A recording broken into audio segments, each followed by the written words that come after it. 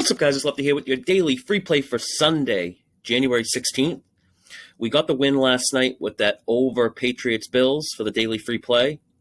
And overall, for the betting network, it was an absolute monster of a day. We've had some really big days before, but yesterday is definitely up there with one of the biggest. It started off with soccer, which I personally don't know much about, but for the sports I don't handicap or research, I use what we call sources. You know, I've worked in the sports betting industry going on like 20 years now, and I've been fortunate enough to kind of form relationships with some really sharp bettors. Now, these aren't like pick sellers or guys that brag about how good they are. They bet sports for a living.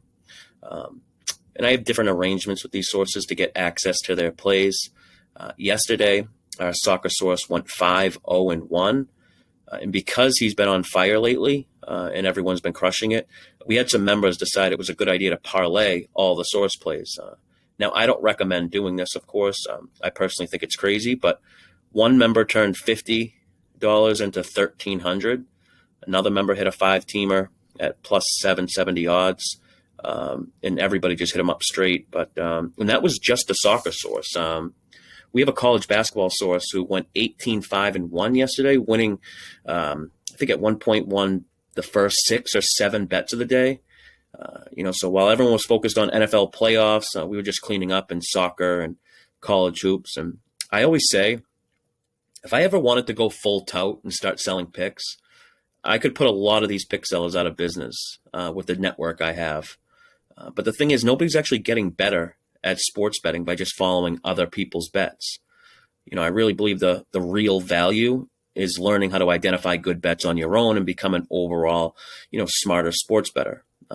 So many sports bettors spend time and money, looking for like a hot pick seller of the week. And, 90% of these pick sellers don't even give reasoning behind the picks they're selling.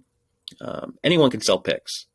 My sister could sell picks, but once she started explaining the reason for her picks, it'd be a wrap. I'd love to see some of these pick sellers like explain their picks, just so we could see like the level of their sports betting IQ, because a lot of them are just crazy for even thinking their opinion is worth money.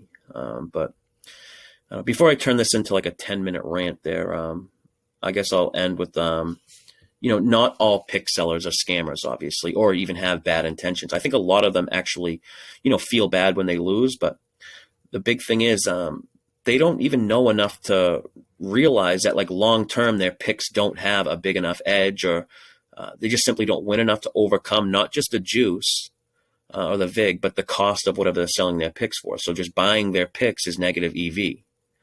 But okay, rant over there. Let's get into today's play. I got a lot of action today. I have 4 best bets. I got some player props. All of these are posted in the Betting Network Discord community. The sign-up link is in the description below this video. It's only $16 a month, and it's not just picks, even though that's like what most recreational bettors are looking for is the picks. But the Betting Network's main focus is on sports betting education, and we have a sports betting video course with all types of lessons in there, and I'm adding videos to that weekly. Let me know in the comments section if you have any questions about joining or anything really. But okay, now, today's daily play, I'm looking at the night game, Pitt versus KC. What's good about a lot of these wildcard matchups is their rematches from the regular season. Pitt and KC just played 3 weeks ago. If we look back at that game, there's some things we can take away from it. KC rolled in that game. They covered easily, winning 36-10. The game went over the total of 44.5. The total opened at 50, but was adjusted down a lot and closed around 44.5. The adjustment was due mainly because of a flu outbreak. A bunch of players were ruled out that game.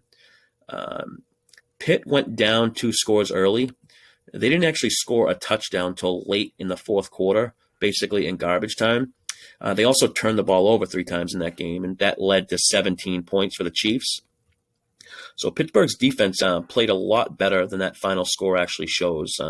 They forced Kansas City into like a lot of long, time-consuming drives. The Steelers' defense doesn't give up big plays, and I think in this game here today, both teams will want to establish the running game. KC's going to want to run the ball to, keep that Steelers pass rush off Mahomes.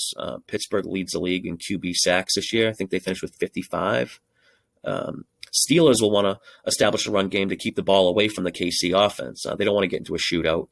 Both defenses have real good on-field matchups too, and overall, Steelers have ranked inside the top 5 in explosive play defense, which is basically 20 yards or more, defending plays of 20 yards or more. For KC, their only real weakness on defense is defending the ball downfield, deep passes. The Steelers don't, or simply just can't pass the ball downfield. Big Ben ranks at the bottom of the league in all yards per pass and attempt plays. So, and we have a trend working for us. Since 2004, in the wild card round of the playoffs, the under is hit around 62%, I believe, at last check. I think points will be at a premium in this one, and it stays under the total. I bet under 46, but you can definitely get under 46.5 in this one. I think there's several game scripts that all lead towards the under. So let's go ahead and lock in the under 46 today for the free play.